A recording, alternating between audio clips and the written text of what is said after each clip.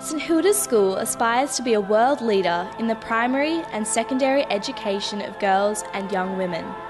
This simple yet passionate intention, along with the school motto, Non Nobis Solum, has served as the very foundation of the school for 100 years, and its message rings as loud and as true today as it did when it was first initiated a century ago.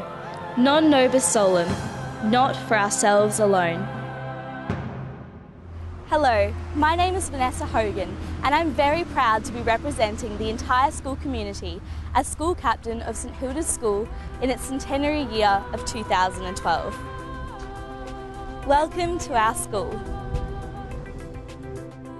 In 1912, Archbishop Donaldson purchased the all-girls school Goethe Lee, located at the corner of Davenport and Bay Street, Southport, from Englishwoman and principal Miss Helena Davenport, and appointed Miss Catherine Bourne as the new principal of St Hilda's, renamed in honour of the 7th century abbess of Whitby, who had been a great scholar and a leader in the early church.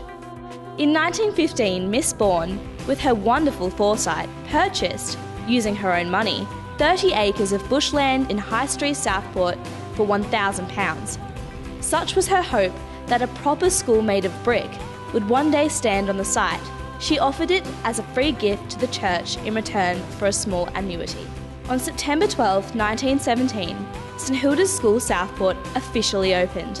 According to the local newspaper, St Hilda's was the grandest brick building in Southport and the only one with electric lights and its own water supply. In an era when the refined arts of needlework and piano more often took precedence over an academic education for girls, the opportunity for a girl to attend boarding school was rare, and an education for a 16-year-old even rarer. St Hilda's appeal as an education by the sea led to unexpected demand, and the marketing campaign for the fledgling school reflected the relaxed lifestyle of the coastal settlement. The mild climate of Southport is particularly suited to delicate girls who will soon become strong when they live a happy, healthy, out-of-door life, and the sea bathing and airy rooms keep them free from all illness. Whilst the design of the St Hilda's building drew widespread favourable comments, the new school soon gained a reputation for providing an excellent standard of education.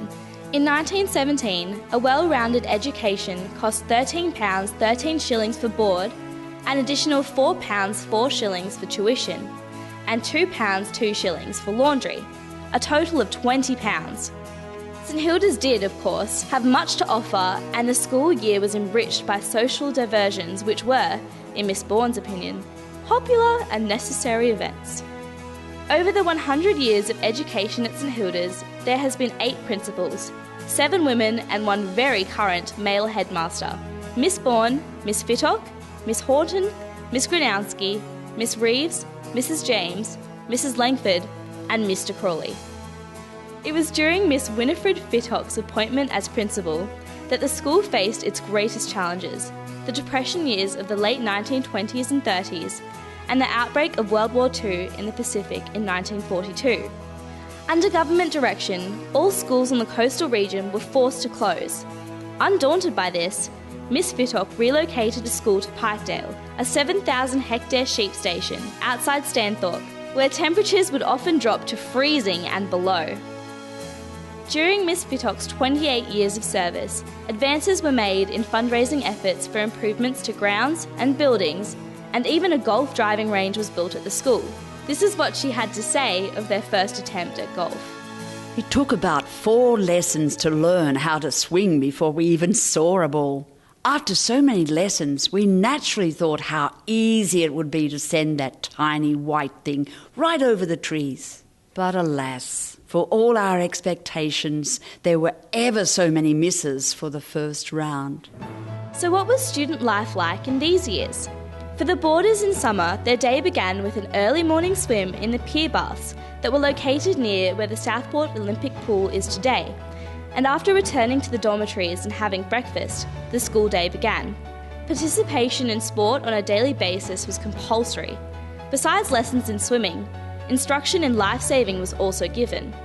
Rowing was extremely popular, and the girls were encouraged to have many hobbies. St Hilda's was an interesting community in the 70s and 80s under Miss Gronowski and Miss Reeves, with donkeys, guinea pigs, white mice, budgies and guard dogs, all living at school. With this came many incidences. The birth of two foals, Smokey and Moonlight.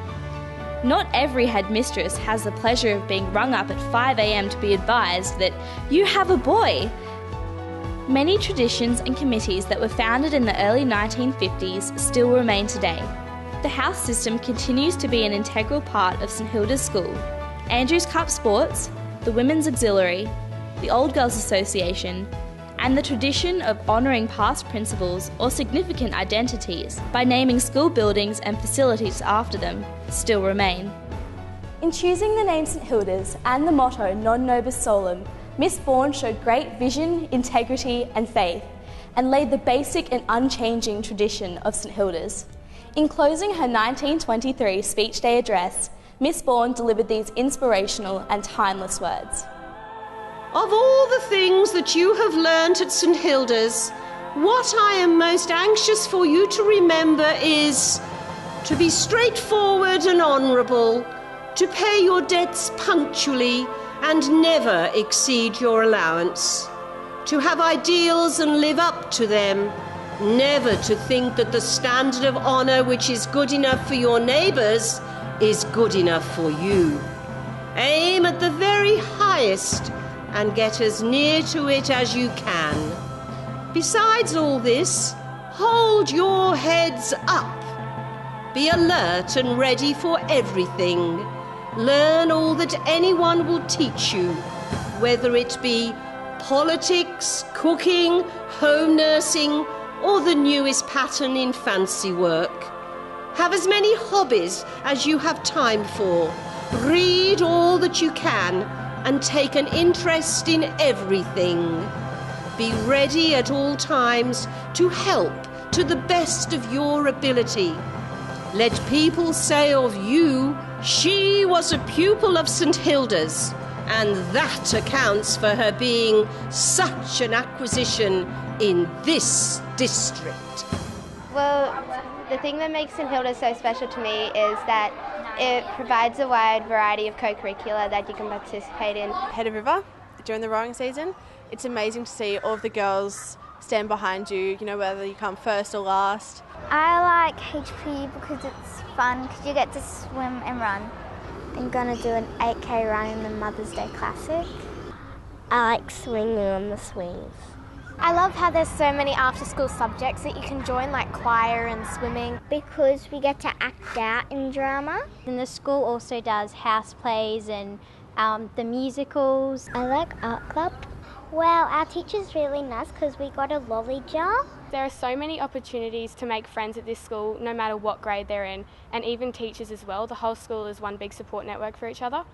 Like, I just sit and eat. Sometimes I chat. Well, because there's no boys to disrupt our classroom and annoy us in the playground. I like the teachers, students and the resources, and I think we're very lucky to have all those fantastic resources. I love St Hilda's. Well, I like about St Hilda's that there's lots of friends and teachers that are always going to be there for you. Being aboard is so much fun. It's like a week-long sleepover with all your friends. The food is so delicious though. I'm from Vanuatu and I'm a boarder, and my favourite memory would have to be living in the boarding community with so many other girls. You get to know one another at a more personal level. I reckon it's way better than co-ed schools because you can be yourself more and you can ask more questions, you can feel more comfortable around people. I love about St Hilda's that they've got wonderful teachers and students and you make lots of friends. I really love working with the iPads because I think it makes everything so much easier. Our teacher got us dry ice and we got to play with that, and there was smoke everywhere. Last week we got to go out and wear gloves and got to scoop some animals up, and then we kept them in the classroom. Today we made this poster thing on a sculpture of the under the sea, and I put a mermaid and seaweed and fishes. I really like how St Hilda's raises lots of money for the less fortunate than us. We love St Hilda's! Happy